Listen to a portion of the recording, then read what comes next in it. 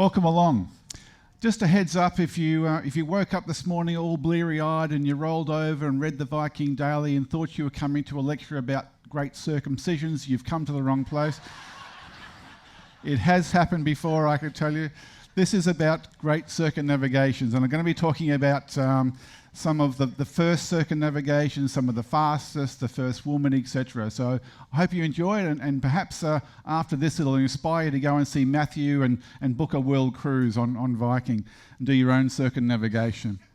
But if you do a Google search about the first person to circumnavigate the world, it'll come up with the name Magellan, Ferdinand Magellan. Now, he didn't actually complete the very first circumnavigation. That went to a man that was in his expedition, a man by the name of Elcano, but I'll go through and explain. Now, Ferdinand Magellan was actually a Portuguese man born to a noble family. He's had very good connections at court, and he was part of that age of discovery, that Portuguese age of discovery. He went to the navigational schools put on by Henry the Navigator, and he was a contemporary of people like Vasco da Gama. He sailed out to India at the age of 25, and he spent 8 years over in India, travelling between India and the Spice Islands, learning all about that trade in the Spice Islands. Now, at the time, Portugal had an absolute monopoly on those spices. They controlled all that region, and it was you were under sentence of death if you told any other country about that trade in the Spice Islands. He also fought during the Battle of Dew, which I talked about the other day when I was talking about Da Gama, which is one of the 5 most important sea battles in history. It was a battle that shaped the history of the world at that time, and he performed very well as a captain of a Portuguese ship during that battle, and he thought he was deserving of recognition. So he went back to Portugal, to Lisbon. He spoke with the King Manuel I, and he asked for command of his own expeditions of exploration. He wanted to open new trade routes, etc. And he was refuted. He was turned down by the king. He thought that he had been overlooked by other explorers of that time. He was frustrated by that. He was upset by it. So what he did something that the Portuguese considered him a traitor for. He went and offered his services to their main rival, the King of Spain. And that was in 1517. Now, at that time, 4 years earlier than that, one of the great Spanish conquistadors, a man by the name of Balboa, had walked across the Isthmus of Panama. He'd battled disease, insects, swamps, native Indians, snakes, all that type of thing, and he'd made his way over the Isthmus of Panama, and he was the very first European to see what we now know as the Pacific Ocean, and he was amazed by the scope of what he could see. He's probably standing in the water here going, as a Balboa, saying, "Yo, Adrian, I did it." That's a Rocky joke, sorry. Yeah, that went down well, didn't it? So he went back and told the king about this great new sea that he had found, and that sea had to be explored. And so Magellan was given Charles I of Spain gave Magellan command of 5 ships to go and try and explore this sea and get around and back to the Spice Islands that he knew all about, because he'd spent so much time in that region. And these ships were the Trinidad, the San Antonio, the Concepcion, the Santiago, and the smallest of all of the ships, the Victoria. It was going to take 270 men along on this voyage, and the nationalities of these men were very mixed. There was Spanish, but there was also Portuguese sailors, there was even English sailors, and other nationalities as well, French as well. And he sailed from Seville on the 10th of August, 1519. Now, as he left Seville, the Portuguese actually found out that he was travelling, so they tried to chase him. They sent their fleet out to intercept him because they didn't want him telling the Spanish about what he knew about in the Spice Islands, but he wasn't captured by the Portuguese. Now, as he sailed down, he stopped off at a place that we're going to be in a few days' time, the River Plate. which is between Montevideo and Buenos Aires. He thought that this massive entrance to this river might be the way through to the Pacific. So he spent several months exploring up there, 3 months exploring that region before discovering that it didn't go anywhere. It was actually a river. And then he came out and he sailed down the coastline to where we know what we now know as Patagonia. But on Easter of that year, there was a mutiny. These men were very, very superstitious. They'd gone further than anyone had ever gone before.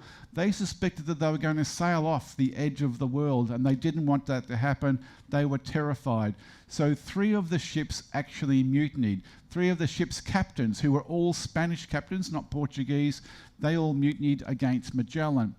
Now, he was able to put down that rebellion, capture those 3 captains, and then he decided that they would be executed. One was beheaded, one was drawn and quartered, and one was put in, and several other officers were put in what were known as Spanish gibbets.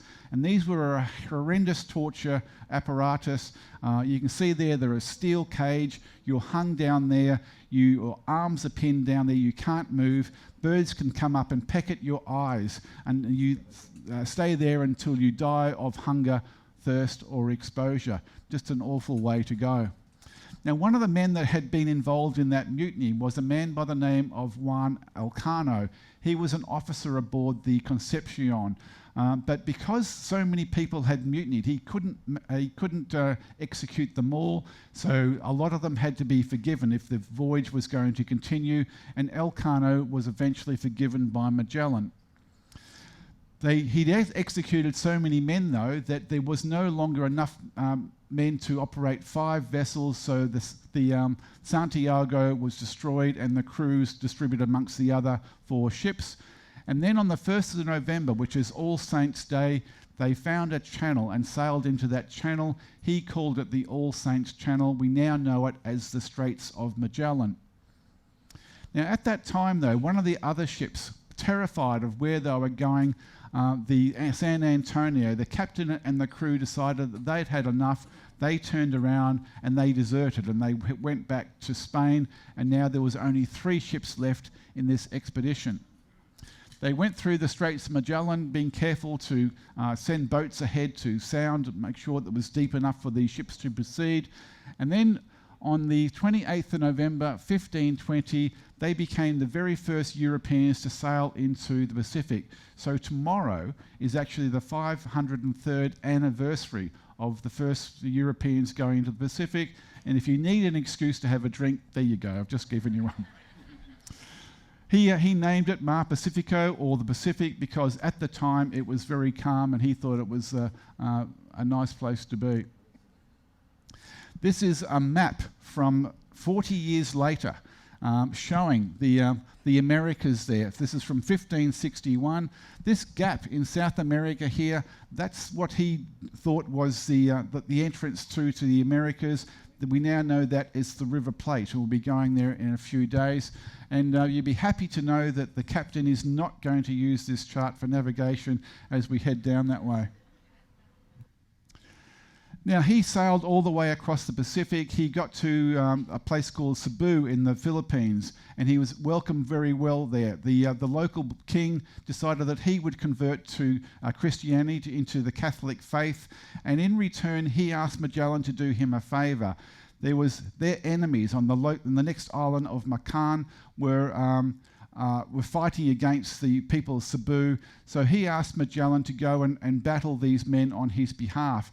Magellan, against his better wisdom, went over there with 49 men, and they were confronted by 1,500 warriors, and Magellan and these men were killed by these warriors. So Magellan never actually got to complete the circumnavigation of the world, even though in most historical publications he is credited, his expedition is credited as doing so. Now, because of the lack of men, after those men were killed, the Concepcion had to be destroyed as well, and the men distributed amongst the last 2 the remaining ships, which was the Trinidad and the Victoria. The Trinidad was put under the command of a man by the name of Cadalo, and the Victoria was under the command of Juan Elcano, who was the man that had initially mutinied against Magellan, but had been spared by Magellan. So he took command of that vessel. They did sail to the Spice Islands, where they were able to collect cloves, which were very, very highly regarded and very, very expensive at that time, as well as cinnamon. And then they decided to sail for Spain. Now, the Trinidad needed repairs, and Cavallo decided that he would do these repairs and then he would sail back the way that they had come, back across the Pacific and around the bottom of the strait, through the Straits of Magellan. But the prevailing trade winds, monsoon winds at that time, were going the other way. So Elcano decided to take the Victoria across the Indian Ocean and around the Cape of Good Hope to get back to Spain. He went around the Cape of Good Hope on the 6th of May, 1522. By this time, his men were absolutely starving. They had to try and avoid the Portuguese all the way through this voyage, because if they'd been captured, they would have been executed by the Portuguese. They only had a handful of rice each day to eat, and 20 men died of starvation. Now, in desperation, they stopped off where we were the other day, Cape Verde, to try and get provisions there. But that's Portuguese territory, so they weren't given any provisions. In fact, 13 of his men were captured by the Portuguese, and Elcano had to escape with the rest of his men. Now, they finally got back to Seville in Spain on the 6th of September, 1522. Of the 270 men that had left on the journey, only 17 survived, and there was only one ship of the 5 that had left that had survived. That was the smallest ship, the Victoria. There'd been no intention to circumnavigate the world when they'd set off, but he had actually achieved that very first circumnavigation of the world. When he got back there, they said, "It's wonderful to be back here on this Wednesday afternoon." And they said, "Well, no, it's Thursday." And he said, "No, we've been keeping good records for the last 3 years. It's Wednesday." "Oh, no, it's Thursday." They didn't realise the impact of what we now know as the international date line, but that's another story. Now, the Pope recognised what Elcano had done. He made him a count, and he gave him his own crest. And on that crest, up the top there, is a globe of the world, and around that, written in Latin, translated means, "You went around me first." And the voyage that went all the way around the world, the very first circumnavigation of the world, it is known as the greatest voyage in the history of navigation, or the greatest voyage in the history of that age. And it went for 50,610 miles. Just absolutely incredible. This is a replica of the ship, the Victoria. It was made for Expo 92 in Seville, Spain. It is still on display in Seville usually, but it does travel around the world on occasions. You would be surprised how tiny this is. It would fit in the pool up on deck 8. Just absolutely insane how small it is.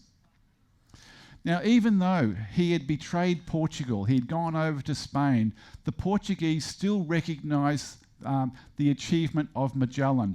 And when they built the discovery of the Monument of the Discoveries with all the great Portuguese explorers and navigators, he was put in there as well behind Henry the Navigator, although he is the one explorer there that is perhaps looking down, contemplating the error of his ways while everyone else looks out to sea. Now, the first Englishman and the second man to do a circumnavigation of the world, once again, did it quite by accident, and that was Francis Drake, who was known as the Queen's Pirate, because he was a privateer for much of his life, which is a state-sponsored pirate. He got a letter from the Queen saying that he could pirate on her behalf against enemies. He was born in 1540, and as all good sailors did, he ran away to sea at the age of 15, and at 23 he voyaged to America with his uncle, Hawkins. Now, Hawkins became the very first English slave trader. He did a lot of work in the Americas. He developed tobacco over there, but his main occupation was the slave trade. They would go and raid against Portuguese cities and towns, and also Portuguese ships, and they'd capture those ships, take the slaves from those ships, and they'd take them to Spanish settlements in the Americas and sell them to the Spanish, making a large profit. Now, during one of these trips in 1568, there were 3 ships that Hawkins and Drake had, and they were in a bay in Mexico when all of a sudden, out of the blue, a Spanish fleet arrived and started bombarding the ships for no apparent reason whatsoever. 2 of the ships were destroyed. Hawkins and Drake had to swim off from their ship that they were on to the last remaining ship, and they only escaped by the skin of their teeth. And Drake swore an oath that he would revenge against Spain for the rest of his life. In 1572, he was given command of 2 ships and 73 men to go down and attack Spain in what was known as the Spanish Main, the Isthmus of Panama and the northern parts of South America. Now, they were very successful. They did a lot of raiding through there. They captured a lot of Spanish treasure ships. And their most famous encounter, though, is that they found out through intelligence that the Spanish were sending a mule train, a silver train, from the mines in Peru all the way through to the coastline. So they went ashore with a group of men and they ambushed that Spanish mule train. And they were absolutely amazed to find that they'd come across 20 tons of gold and silver. Can you imagine how much that was? They couldn't carry that much, obviously, so they buried 90% of that treasure and they made for the coast, over 18 miles of jungle, of mountains, terrain, and all the while they were pursued by the Spanish. When they got to the coastline, they were absolutely exhausted, and the boats that they'd left there to take them back had disappeared. Someone had stolen those boats. So they built a raft, and Drake and 3 men got on that raft. They travelled 10 miles down the coastline to where their ships were, and were able to take the ships back and rescue his men at just in time before the Spanish actually arrived. Now, that 90% of that gold had never been found. So if you're digging around, poking around in South America at some stage, just keep your eye open. You never know what you'll find down there. And then he was involved in the second circumnavigation of the world. And once again, as I said, it was a mistake. He didn't really mean to do it. He was given command of Queen Elizabeth to go to the Pacific and harass Spanish shipping in the Pacific and try and capture their ships there off the American Pacific coast. So he sailed on the 13th of December 1577 with his ship that was named the Pelican, along with 4 other vessels and 164 men. Now, he came down the coastline, and when he got to Patagonia, he discovered those bleached bones of those Spanish sailors, those officers that had been put in those Spanish giblets 57 years prior. So they were still hanging there. Now, along the way, there was another man on this expedition by the name of Sir Thomas Doherty. He was born to an aristocratic family, a very high regarded family. His mentor was a man by the name of Sir Christopher Hatton. Now, because he was high-born, he thought that he should have command of this expedition instead of Drake. There was a lot of conflict between the two. Doherty kept on questioning Drake's orders. He wouldn't obey Drake. He wanted to do other things where Drake wanted to do something else. So there was a lot of conflict between these 2 men. And eventually it came to a head. And Drake made up some excuse to put Doherty on trial for treason and for witchcraft. It was a sham trial. Doherty was found guilty and he was sentenced to be beheaded for his crimes. Now, this was very, very dangerous for Drake because that mentor, Sir Christopher Hatton, had a very high position at the court back in London, and they couldn't be upset. So it was a very strange thing for Drake to do. But these 2 men, Doherty and Drake, they actually had a last dinner together. They seemed to get on very well. They had a toast to each other. They shook hands, and then Doherty was taken outside and he was beheaded. And this brought on the concept that we still have today, that if you're a captain of a ship, then doesn't matter who else is on ship or how high-born they are, the captain of the ship has absolute authority on that ship, and that's the way things still stand in the British Navy today. But Drake probably had second thoughts about what he had done, So when he became the very first Englishman to sail into the Pacific in September 1578, he changed the name of his ship from the Pelican to the Golden Hind, because the Golden Hind was the symbol on Sir Christopher Hatton's coat of arms. And this was an apology to Sir Christopher Hatton for what he'd done to Doherty. And this is a replica of the Golden Hind, which is in London today. They had a lot of success. They came across Spanish treasure ships in the Pacific Ocean. They were able to capture some of those Spanish treasure ships and were able to take away what would be regarded now as $9 million US in treasure from those ships. But their biggest success came on the 1st of March 1579 when they came across the Spanish treasure ship Our Lady of the Immaculate Conception. They captured the ship, and on board they found 80 pounds of gold, a large solid gold crucifix, which had studded with jewels through that crucifix. There was 13 chests of jewels on board and 26 tons of silver. So an absolute fortune. They'd hit the jackpot. He dined with the officers and some of the people from this ship. He actually gave them all gifts for being so generous in giving him this ship, and he set them free with letters of safe passage. And then he sailed up the coastline and became the very first Englishman to set foot on the coast of what is now California. And he set foot in what's now known as Drake's Bay in California. He did repairs to his ships there, and then he met and interacted with some of the local Indian people there as well. Now, he didn't really want to go back the same way he came, because he knew that the Spanish would be waiting for him.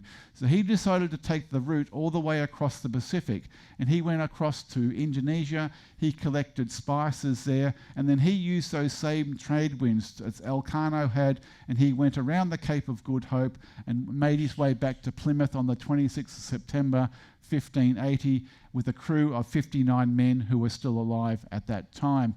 The treasure that he had collected, the half share that he gave to the Crown, was enough to surpass all of the other revenue that the Crown had collected in that year. It was so much money. That money came in so handy because the Queen used it to build up the fleet, which was going to protect England from the Spanish Armada. And so that treasure was the treasure that saved England later on.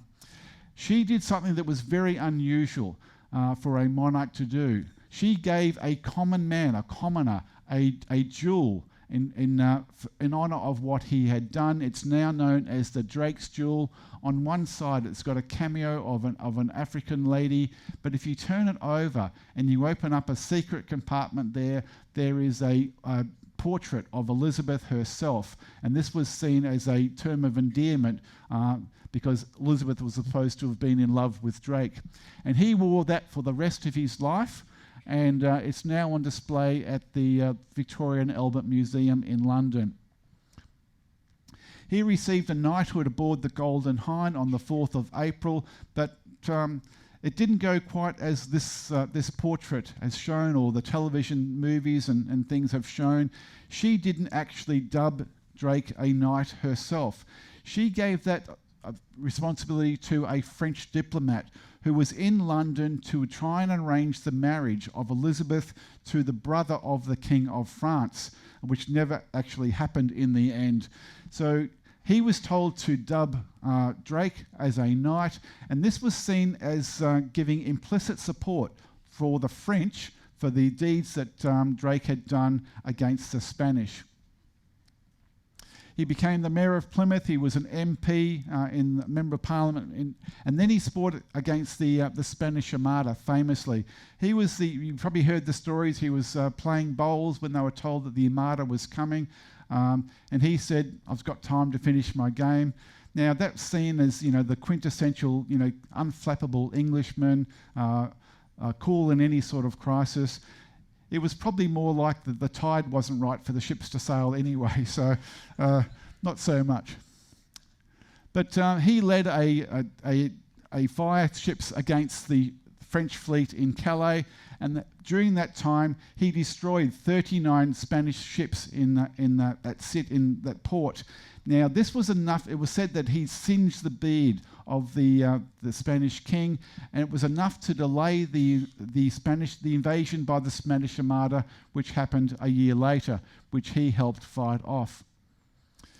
Now he came down after they won the victory against the Armada. He came down this way back into Spanish territory in South America to once again resume his battle against the hated Spanish.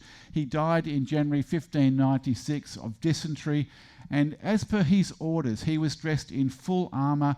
He was put into a lead-lined coffin, and he was buried at sea in Portofino Bay in Panama, beside the ship that was called Elizabeth, the queen that he loved.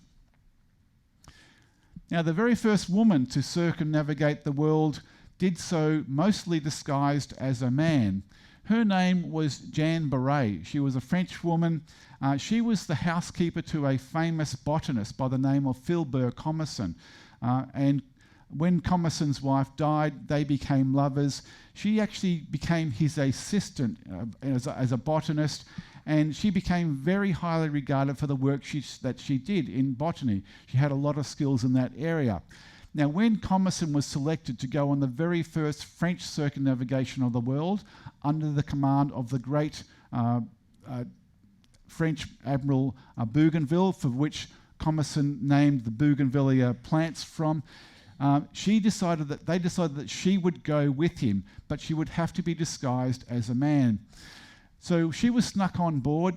They were actually given the captain's cabin on board one of the ships that was going to go on this expedition. So it's believed now that that captain of that ship probably had an inkling that she was a woman, because it would be very unusual for a captain to give up his cabin, especially for a voyage all the way around the world. And certainly when they got to Tahiti, some of the crew had suspicions as well, because they grabbed her and tried to undress her to see whether she was a woman. Now, she said that she'd been kidnapped by Ottoman Turks and that she'd been castrated and that she was in fact a eunuch. But when James Cook later arrived in Tahiti, he was told that the French had a woman on their expedition, and he wrote in his diary about that and said that he wasn't impressed that the French would take a woman.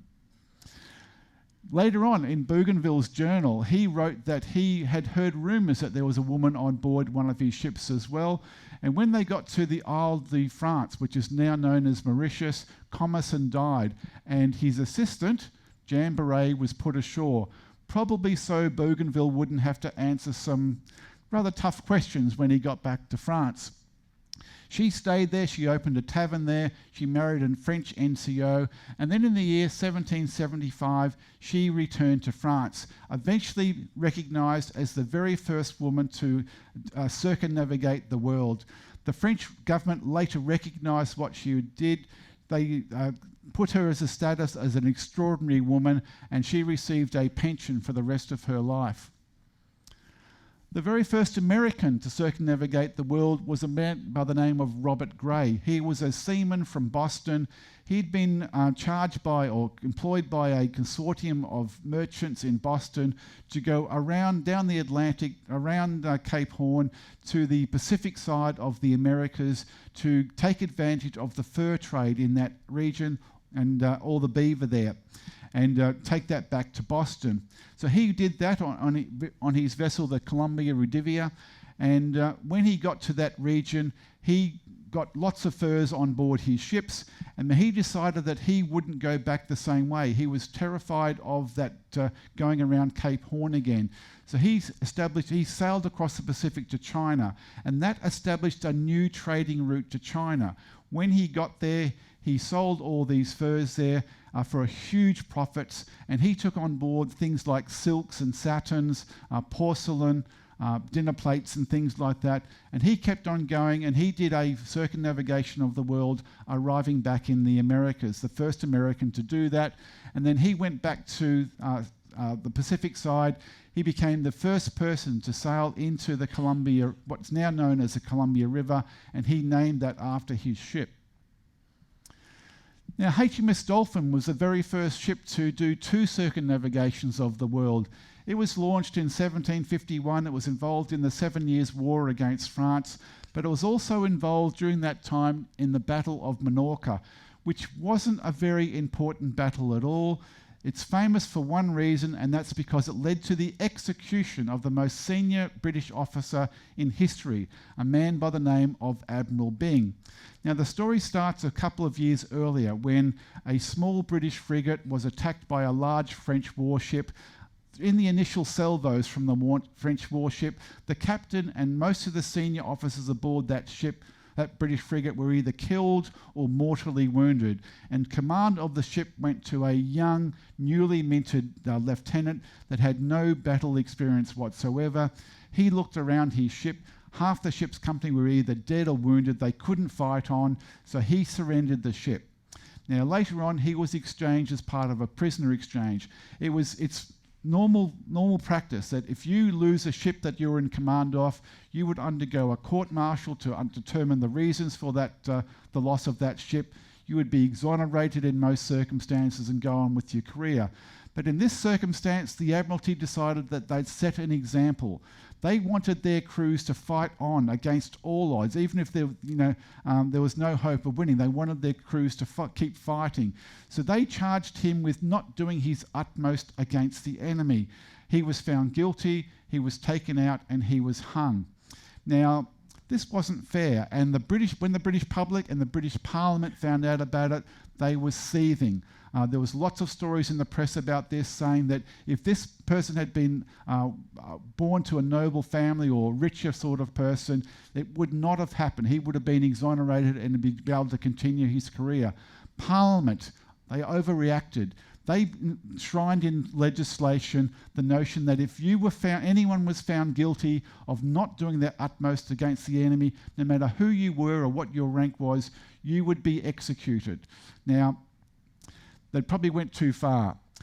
And so what happened was that the British fortress in Minorca was under siege from the French, and Admiral Byng was given orders to go to Gibraltar, to collect the fleet at Gibraltar, and then go on and relieve the garrison at Minorca.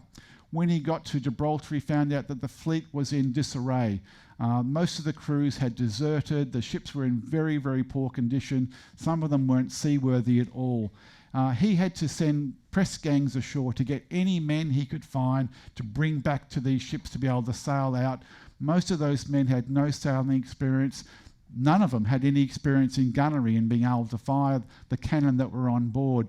They had to try and do patch-up repairs along the way and train the crew along the way, the 2 weeks it got to get there. Now, when they got there, they sent people ashore to try and contact the fortress to find out what was going on. None of those men made it back. They didn't know what was happening. And then a French fleet turned up on the horizon. Both the French and the British exchanged a couple of volleys of fire, and then just by mutual agreement, it seemed, they both turned away and went on their way. Byng called a meeting of all his captains and said, what do you think we should do? And the consensus was that they would return to Gibraltar, fix up these ships, put them in better condition, train the crews before going back and fighting the French again. But when he got to Gibraltar, he was put under arrest and sent back to England with the charge of not doing his utmost against the enemy. He hadn't pressed that attack against them, he'd turned away. Now, every officer, every captain of the ships that he had agreed with that decision. So when he was court-martialed, they had no discretion whatsoever. They had to find him guilty, and they had to sentence him to death. The court-martial recommended clemency. Now, the only person that could give clemency at that time was the king, King George II. He was in conflict, and Parliament also recommended, they'd realised that they'd made a mistake in putting this legislation in, so they rescinded that legislation and they applied to the king for discretion and clemency as well. But the king was in conflict with Parliament, especially the Prime Minister of that time, who was William Pitt the Elder, about the power of Parliament versus the power of the king. And the king was in no mood to do what Parliament wanted him to do, so the execution had to go ahead. The fleet was assembled at Spithead. The admiral was brought out. A cushion was put down onto the foredeck of the quarter deck of one of the ships. He was able to kneel down on that pillow, because the last thing you want when you're going to get a volley of muskets into your chest is to have sore knees, isn't it? And he was able to give the signal for the firing squad to fire by dropping a handkerchief, and he became the most senior person in the British military ever executed. But Dolphin went on to do the fastest circumnavigation of the world under the command of Commander John Byron, and when he did this circumnavigation, he was the man that claimed the Falkland Islands on behalf of Great Britain. He was the cousin of the great poet Lord Byron. Now, a few years later, the Dolphin went on another circumnavigation of the world, this time under the command of Samuel Wallis. He was the first person to arrive in Tahiti and discover the island of Tahiti. He renamed the island King George's Island. Now, later on, when Captain Cook came to Tahiti to do that first voyage of discovery, he went to Tahiti to observe the transit of Venus across the sun, and he renamed the island Tahiti. I'm sure the men went ashore and had a few grogs as part of the renaming ceremony of the island. But if you ever wonder why Cook, who has got to be England's or Britain's greatest maritime explorer, was never knighted, that could be one of the reasons for it. Much lesser men were knighted. Cook was never knighted, but he was the one that changed it back from King George's Island to Tahiti as well. So the Dolphin became the very first ship to circumnavigate the world twice. The first person to do it solo was a man by the name of Joshua Slocum, who was born in Nova Scotia, Canada, later became an American citizen. He ran away to sea at the age of 14, was a cabin boy, and he worked his way up through every rank until he became master of his own vessel. He went to Sydney in Australia, he married a woman there, they had 7 children, and then he moved back to the United States, and he rebuilt a vessel by the name of the Spray, which is an 11.5 metre or 11.2 metre brig, and on the 25th of April he sailed out of Boston, Massachusetts. And it was a little bit like the story of Forrest Gump. You know how he kept on running? Well, he just kept on sailing. He just kept on going and going and going. And eventually he did a circumnavigation of the world and arrived back in Newport, Rhode Island in June 1898. You think there'd be a big to-do about the very first person to circumnavigate the world solo, but he didn't have any publicity at all because the Spanish-American War had started the day before. It wasn't until he published his book, Sailing Alone Around the World, that he started getting the recognition that he deserved. It became an international bestseller. He became famous from it and quite wealthy from it. Some of the reviews for this book. Boys who do not like this book ought to be drowned at once. Pretty extreme. I do not hesitate to call it the most extraordinary book ever published. Well, I've read the book, and that's probably a little bit of literary license there. It's a good book, but it's not all that great. But it is a good book if you get the chance. He went on to do speaking engagements about some of the exploits on that voyage. He became very good friends with Mark Twain, and he was only one of the 3 speakers who was allowed to speak, do a eulogy at the funeral of Mark Twain. He went to the White House on several occasions, befriended President Theodore Roosevelt, who went on voyages with him out into Chesapeake Bay aboard his yacht. He set sail for the Caribbean once again alone on the 14th of November 1909, and he was never seen or heard from again, and was finally pronounced dead in 1924. Now, a local girl from the Sunshine Coast, where we come from, a girl by the name of Jessica Watson, wanted to become the youngest person to ever sail around the world. Now, there's a Netflix movie about her exploits as well. I've got to tell you, this caused a lot of controversy at the time back home. a lot of people, 50% of the population, thought that this is a great thing. You know, this girl should be able to go along and achieve her dream. We want people to be brave and adventurous, young people to do things. The other half of the population was, you know, the parents are so irresponsible, they shouldn't allow her to do this, and it went backwards and forward. Now, on her first night at sea, as she was travelling down to Sydney to start her voyage, on the very first night at sea, she checked the radar at 2 o'clock in the morning and went to sleep for 5 minutes. She didn't check the radar properly, she didn't put a proximity alarm on, and she was hit by a freighter, a Chinese freighter that night. She was dismasted. So she made her way back to the Gold Coast and did repairs to her boat. But you can imagine the outcry, the negativity from the press at that time. How irresponsible are her parents? And now 90% of the population was against her trying this. But she set sail from Sydney, and she did complete a voyage around the world. It's not classed as a proper circumnavigation because she didn't go above the equator on one occasion, but she did sail all the way around the world. And when she arrived back in Sydney Harbour, it was to great fanfare. The Prime Minister was there to greet her.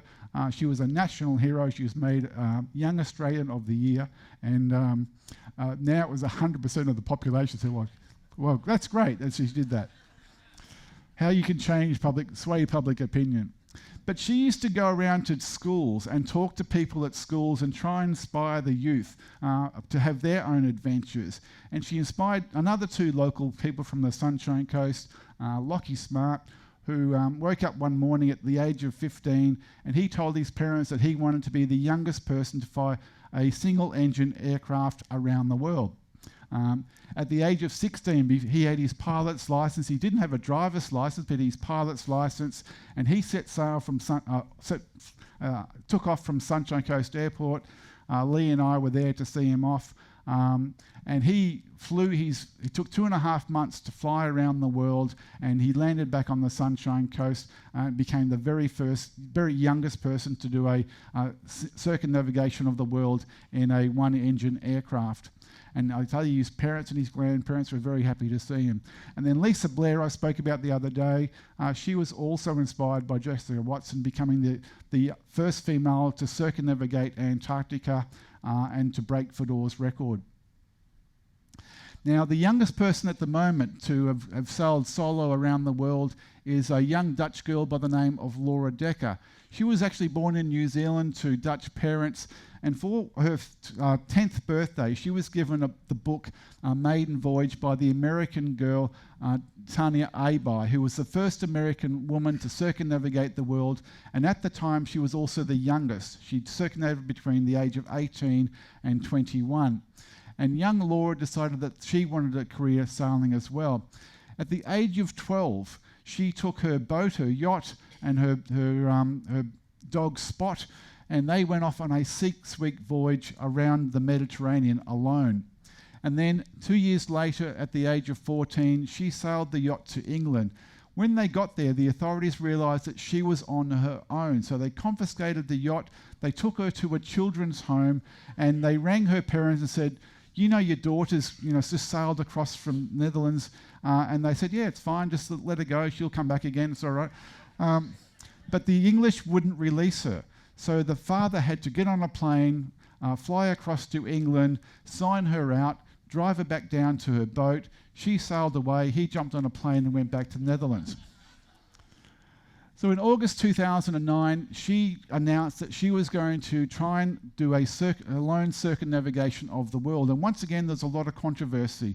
The Child Protection Agency in the Netherlands tried to ban her from doing it. There was a lot of court cases about it. Eventually, the family court lifted the ban on her, and she was allowed to sail away in her vessel, the Guppy. And she left Gibraltar on the 21st of August 2010. She wasn't allowed to go from the Netherlands, which is what she wanted to do. She wasn't old enough to hold a boating license in the Netherlands. She completed the circumnavigation on the 21st of January 2012. She was 16 years, 123 days, and it had taken 74 weeks or 1 year and 5 months to do that circumnavigation. Now, the The title of the fastest non-mechanicalised vessel to circumnavigate the world, they always win the Jules Verne Trophy. And at the moment, that's been held by IDEX Sport, which is a trimaran, a French trimaran. It went around the world in September 2015. It took 40 days, 23 hours, 30 minutes and 30 seconds. They could have gone a bit quicker. But this is an average of 27 knots an hour, which is twice as fast as what we're doing on this ship. And that's the average speed. So you can imagine that going all the way around the world, even through the doldrums. Just incredible sort of voyage. Now, no talk about circumnavigation is complete without talking about the great American Steve Fossett. And the other day I spoke about Fedora. If you talk to Fedora and ask him who inspired him, he will say Steve Fossett. He was born in Tennessee, made a fortune in the financial services industry, and at one time he held more than 100 world records, and in 5 different sports. And even at the time of his death, he still held 60 of those records. Fedora had taken a few of them away from him. In 2002, he became the very first person to do a circumnavigation of the world in a hot air balloon. He took off from Northern and Western Australia. He went all the way around the world. He had trouble actually landing the balloon, so he ended up landing on the other side of the continent in Queensland. So this was the first person to complete an uninterrupted, unrefueled, solo circumnavigation on the world of any sort of aircraft. He did it in 13 days, 8 hours and 33 minutes. An incredible achievement at that time.